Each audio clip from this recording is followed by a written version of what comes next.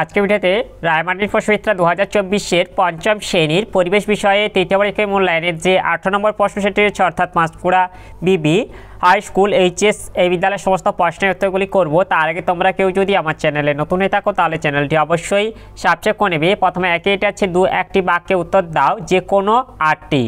একের এক আছে টারবাইন কি? টারবাইন হলো বিদ্যুৎ কেন্দ্রে মস্ত পাখার মতো যন্ত্র। এরপরে একে থেকে 2 আছে অপ্রচলিত শক্তি কাকে বলে? শক্তি উৎপাদনের যেসব উৎসগুলি বহুকাল ধরে প্রচলিত নয় এবং বর্তমানে অল্প পরিমাণে ব্যবহৃত হয় তাদের অপ্রচলিত বা অচিরাচরিত শক্তি বলে, যেমন সৌরশক্তি, বায়ুশক্তি প্রভৃতি। এরপরে একে থেকে 3 আছে পানসি কি? পানসি হলো লম্বাটে ধরনের হালকা ডিঙি নৌকার মতো জলযান। এতে পাল খাটানো থাকে, পালে হাওয়া লাগলে এগুলি খুব জোরে যেতে পারে। এরপরে 1 থেকে 4 আছে মোরা কোটাল কাকে বলে? কৃষ্ণ ও শুক্লপক্ষের অষ্টমী তিথিতে পৃথিবীর সঙ্গে চাঁদ ও সূর্যের সমকোণে অবস্থানের ফলে যে কম প্রাবল্যে জোয়ার সৃষ্টি হয় তাকে মোরা কোটাল বলে। এরপরে 1 থেকে 5 আছে স্টিম ইঞ্জিন কি? স্টিম ইঞ্জিন হলো একটি বাষ্পচালিত ইঞ্জিন যা হচ্ছে কয়লা পুড়িয়ে জল ফুটিয়ে বাষ্প করা হতো। সেই বাষ্পের চাপে একটি মোটা পিস্টন বেরিয়ে আসতো, এই পিস্টনের ঠেলায় চাকা ঘুরত। এরপরে 1 থেকে 6 আছে আয়লা কি? 2009 সালের 25শে মে পশ্চিমবঙ্গের বঙ্গোপসাগরীয় উপকূল থেকে যে বিধ্বংসী ঝড়ের উৎপত্তি ঘটেছিল সেটি আয়লা নামে পরিচিত। এরপরে 1 থেকে 7 আছে সুনামি কি? সমুদ্রের তলায় সৃষ্ট প্রবল ভূমিকম্পের ফলে সৃষ্ট উপকূল বা বন্দর অঞ্চলে সৃষ্ট প্রবল জলোচ্ছ্বাস হলো সুনামি। এরপরে 1 থেকে 8 আছে পরিবেশ বান্ধব 2টি পরিবহনের নাম লেখো। পরিবেশ বান্ধব 2টি পরিবহনের নাম হলো ট্রাম, সাইকেল। এরপরে 1 থেকে 9 আছে জোয়ার কি? চাঁদ ও সূর্যের আকর্ষণ এবং পৃথিবীর ঘূর্ণন গতির জন্য প্রতিদিন নির্দিষ্ট সময় অন্তর সমুদ্র ও নদীর জল বেড়ে যায় এবং কমে যায়, বেড়ে যাওয়াকে জোয়ার বলে। এরপরে 1 থেকে 10 আছে ধূমকেতু কি? ধূম মানে ধোঁয়া এবং কেতু মানে পতাকা। রাতের আকাশে কখনো কখনো ঝাঁটার মতো লেজ বিশিষ্ট উজ্জ্বল জ্যোতিষ্ক দেখা যায়, একে ধূমকেতু বলে। এরপরে 2 থেকে আছে শূন্যস্থান পূরণ করো যে কোনো 7টি। 2 থেকে 1 আছে পশ্চিমবঙ্গের প্রধান খনিজ সম্পদ হলো এটা কয়লা হবে। 2 থেকে 2 জলবিদ্যুৎ কেন্দ্র আছে ভুটানের কাছে, এটা ঝালংয়ে হবে। 2 থেকে 3 মানুষ বোয়ার রিক্সা ব্যবহার শুরু হয়, এটা হবে 1914 সাল থেকে। 2 থেকে 4 এই দেশে যাত্রী নিয়ে প্রথম ট্রেন চলে, এটা হবে 1853 সালে। এরপর 2 থেকে 5 আছে কাগজের ইংরেজি নাম পেপার হয়েছে, এটা হবে প্যাপিরাস থেকে। এরপর 2 থেকে 6 এটা হবে চীন দেশে প্রথম কাগজ তৈরি করা হয়। এরপর 2 থেকে 7 আছে টেলিস্কোপ তৈরি করেন, এটা হবে গ্যালিলিও গ্যালিলি। 2 থেকে 8 চাঁদ আছে পৃথিবী থেকে প্রায় এটা হবে 4 লক্ষ কিলোমিটার দূরে, যা হচ্ছে যেটা হচ্ছে দূরত্ব তোমাদের বইতে লেখা আছে যে 3,84,401। তোমরা যেটা বলে দেবে এখানে, যেহেতু প্রায় যেটা বলেছে তাই প্রায় 4 লক্ষ কিলোমিটার দূরে। এরপরে 3 থেকে আছে সঠিক উত্তরটি নির্বাচন করে লেখো যে কোনো 5টি। 3 থেকে 1 আছে সৌরবিদ্যুৎ, এটা হবে অপ্রচলিত শক্তির উদাহরণ। 3 থেকে 2 মুখ্য জোয়ারের মূল কারণ হলো এটা হবে চাঁদের আকর্ষণ। 3 থেকে 3 গৌণ জোয়ারের এটা হবে 12 ঘন্টা 26 মিনিট পরে মুখ্য জোয়ার হয়। 3 থেকে 4 সূর্য থেকে পৃথিবীতে আলো আসে প্রায় এটা হবে 8 মিনিটে।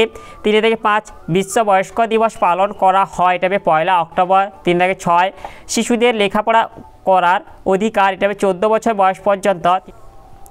3 থেকে 7 সুমেকের ও লেভি একজন হচ্ছে এটা বিজ্ঞানী হবে। এরপর 4 থেকে আছে টিকা লেখো যে কোনো 4টি। 4 থেকে 1 আছে অ্যাসিড বৃষ্টি। আচ্ছা, তোমরা এখানে বলে দেবে যে প্রথমে যে বৃষ্টির জল বায়ুতে অবস্থিত বিভিন্ন বিষাক্ত গ্যাসের সঙ্গে মিশে অ্যাসিড সৃষ্টি করে ভূপৃষ্ঠে ঝরে পড়ে, একে অ্যাসিড বৃষ্টি বা অম্লবৃষ্টি বলে। এর সঙ্গে তোমরা এটা যোগ করে দেবে। এরপর যে বলবে যে অ্যাসিড বৃষ্টির প্রভাব 1 হচ্ছে মানুষের ত্বকের রোগ দেখা দেয়। 2 চুনাপাথর বা মার্বেল দিয়ে তৈরি সৌধ বা স্থাপত্যের ক্ষয় হয়, উজ্জ্বলতা হ্রাস পায়, স্টোন ক্যান্সার দেখা যায়। 3 গাছের পাতা কালো হয়ে যায়। যার ফলে অঙ্কুরোদ্গম ব্যাহত হয়। 4 মাটির উর্বরতা হ্রাস পায়। 5 পুকুর হ্রদের জল আম্লিক হয়ে জলজ প্রাণী মারা যায়। এরপরে 4-2 যেটা আছে জীবাশ্ম জ্বালানি। উদ্ভিদ ও প্রাণীর দেহাবশেষ শিলাস্তরের মধ্যে চাপা পড়ে ভূগর্ভের তাপ ও চাপে পরিবর্তিত হলে তাকে জীবাশ্ম বলে। এই জীবাশ্ম সৃষ্টির সময় জীবদেহাবশেষ ভূ অভ্যন্তরে চাপ ও তাপে এবং রাসায়নিক বিক্রিয়ায় পরিবর্তিত হয়ে যখন জ্বালানি খনিজে পরিণত হয় তখন তাকে জীবাশ্ম জ্বালানি বলে, যেমন কয়লা, খনিজ তেল ও প্রাকৃতিক গ্যাস। এরপরে 4-3 যেটা আছে জলচক্র। সূর্যের তাপে পুকুর, নদী, সমুদ্রের জল বাষ্প হয়ে উপরে উঠে যায়। উপরে উঠে ঠান্ডা হয়ে মেঘে পরিণত হয়। মেঘ থেকে বৃষ্টি রূপে জল পুকুর, নদী, সমুদ্রে ফিরে আসে। সূর্যের তাপে আবার পাহাড়ের মাথায় সঞ্চিত বরফ গলে জল এবং পরে বাষ্প হয়ে উপরে উঠে যায়। এইভাবে কখনো জল, কখনো মেঘে, কখনো বৃষ্টি, আবার কখনো বরফ রূপে আকাশ আর পৃথিবীর মধ্যে ক্রমাগত ঘুরে চলেছে। একে জলচক্র বলে। তোমাদের পাশে এখানে জলচক্রের চিত্রটা দেওয়া আছে, তোমরা দেখে নাও। এরপরে 4-4 যেটা আছে safe drive safe life. Safe drive safe life. রেষারেষি করা গাড়ি চালকদের উচিত নয়, এতে দুর্ঘটনা ঘটে। কখনোই বাঁ দিক থেকে অন্য গাড়িকে ওভারটেক করা উচিত নয়। এজন্য যাত্রীরা অনেকাংশেই দায়ী। তারা বাসে উঠেই তাড়া দেয়। বাসগুলোও অকারণে আসতে চলে। যাত্রীরা ও যেখানে সেখানে ওঠানামা করেন। মনে রাখতে হবে গাড়ি চালক ও সহযোগীরা ও সাধারণ মানুষ তারাও সম্মান ও সহযোগিতা আশা করেন। আমরা সকলেই এসো শপথ নিই, সেফ ড্রাইভ সেফ লাইফ, সাবধানে চালাও, জীবন বাঁচাও। এরপরে 4-5 যেটা আছে প্রচলিত শক্তি। শক্তি উৎপাদনের যেসব উৎসগুলি মানুষ বহুকাল ধরে ব্যবহার করে আসছে এবং বর্তমানেও যেগুলি ব্যবহার খুব বেশি সেগুলিকে প্রচলিত বা চিরাচরিত শক্তি বলে, যেমন খনিজ তেল, কয়লা, প্রাকৃতিক গ্যাস, জলবিদ্যুৎ প্রভৃতি। এরপরে 5 আছে নিচের প্রশ্নগুলির উত্তর দাও। যে কোনো 5টি। 5 থেকে 1 আছে কয়লা খনি অঞ্চলের ধসের সমস্যা মোকাবিলা করা যায় কিভাবে, লেখো। এর উত্তরটি হলো 1 হচ্ছে কয়লা খনি অঞ্চলে থাকা গর্তগুলিকে উন্মুক্ত ফেলে না রেখে তাকে বালি কিংবা মাটি দিয়ে ভরাট করতে হবে। 2 কয়লা খনি সংলগ্ন অঞ্চলে প্রচুর পরিমাণে গাছ লাগাতে হবে। 3 কয়লা খনিগুলি থেকে একসঙ্গে অধিক পরিমাণে কয়লা না তুলে কয়লা উত্তোলনের একটি নির্দিষ্ট লক্ষ্যমাত্রা রাখতে হবে। এরপরে 5-2 যেটা আছে সত্যিকারের শিক্ষিত মানুষ দেশের সম্পদ হিসেবে বিবেচনা করা হয় কেন।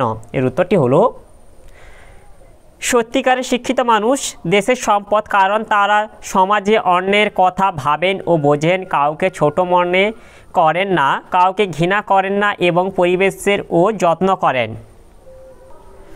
এরপরে 5-3 যেটা আছে হড়পা বান কি। 4টি প্রাকৃতিক দুর্যোগের নাম লেখো। 4টি প্রাকৃতিক দুর্যোগের নাম হলো বন্যা, হড়পা বান, সুনামি, ভূমিকম্প। আর এর আগে যেটা ছিল হড়পা বান কি, এর উত্তরটি হলো পার্বত্য অঞ্চলের নদীগুলি নুড়ি পাথর জমে অগভীর হয়ে গেছে, ফলে হঠাৎ প্রচুর বৃষ্টি হলে নদী অত জল বয়ে নিয়ে যেতে পারে না। তখন নদীর দুকুল ছাপিয়ে বিশাল জলপ্রবাহ সব কিছু ধুয়ে নিয়ে নিচের দিকে নামতে থাকে। একে হড়পাবান বলে। এরপরে 5-4 আছে সূর্যই সকল শক্তির উৎস, ব্যাখ্যা করো। এর উত্তরটি হলো 1 হচ্ছে সৌরশক্তিকে ব্যবহার করে পৃথিবীতে প্রাণের সৃষ্টি হয়েছে। 2 সৌরশক্তি উদ্ভিদের খাদ্য তৈরির মূল রসদ। 3 জীবাশ্ম জ্বালানিতে কয়লা, পেট্রোলিয়াম প্রভৃতি যে প্রচুর শক্তি নিহত থাকে তার মূল উৎস সূর্য। 4 সৌরশক্তির দ্বারা বর্তমানে আলো জ্বালানো, পরিবহন, যান চালানো, যন্ত্রপাতি চালানো সহ বিভিন্ন কাজকর্ম করা হয়। তাই পৃথিবীতে সমস্ত শক্তির উৎস হলো সূর্য। এরপরে 5 আছে শিশুদের অধিকারগুলি কি কি, লেখো। এর উত্তরটি হলো শিশুদের অবশ্য প্রয়োজনীয় অধিকারগুলি হলো 1 হচ্ছে বেঁচে থাকার অধিকার, 2 খাদ্য ও পানীয় জল পাওয়ার অধিকার, 3 স্বাস্থ্য ভালো রাখা, অসুখ হলে চিকিৎসা পাওয়ার অধিকার, 4 অবৈতনিক ও বাধ্যতামূলক শিক্ষা লাভের অধিকার, 5 নিজের নাম পরিচয় জানা ও প্রকাশ করার অধিকার, 6 নিজের মত প্রকাশ ও আলোচনার স্বাধীনতা, 7 মারধর ও মানসিক পীড়ন থেকে সুরক্ষার অধিকার প্রভৃতি। এরপরে 5-6 আছে কয়লার ধোঁয়া থেকে কিভাবে ক্ষতি হয়, লেখো। এর উত্তরটি হলো কয়লার ধোঁয়ায় থাকে carbon dioxide, nitrogen dioxide, sulphur dioxide প্রভৃতি বিষাক্ত গ্যাস। এই গ্যাসগুলি বাতাসে জলীয় বাষ্পের সঙ্গে বা বৃষ্টির জলের সঙ্গে মিশে যথাক্রমে carbonic acid, nitric acid, sulphuric acid তৈরি করে। এইসব অ্যাসিড বৃষ্টির জলে মিশে অম্ল বৃষ্টি বা অ্যাসিড বৃষ্টি সৃষ্টি হয়। এছাড়া লিখবে যে কয়লা পোড়ালে তা থেকে উৎপন্ন বিষাক্ত কার্বন মনোক্সাইড এবং সূক্ষ্ম ছাই বাতাসে মিশলে বায়ু দূষণ ঘটে। আর আছে এখানে কয়লার ধোঁয়া সামনে গেলে চোখ নাক জ্বালা করে এবং শরীরে এক অস্বস্তিকর অবস্থার সৃষ্টি হয়। তাহলে আজকের ভিডিওতে আমরা পঞ্চম শ্রেণী পরিবেশ বিষয়ে যে 800 দাগে পাঁশকুড়া বিবি হাই স্কুল এইচএস এ বিদ্যালয়ের সমস্ত প্রশ্নের উত্তরগুলি শেষ করলাম। আর তোমরা কেউ যদি আমার চ্যানেলটা এখনও সাবস্ক্রাইব করে রাখোনি তাহলে চ্যানেলটা অবশ্যই সাবস্ক্রাইব করে নেবে। আর ভিডিওটি ভালো লাগলে ভিডিওটিকে অবশ্যই লাইক, কমেন্ট ও শেয়ার করে দেবে।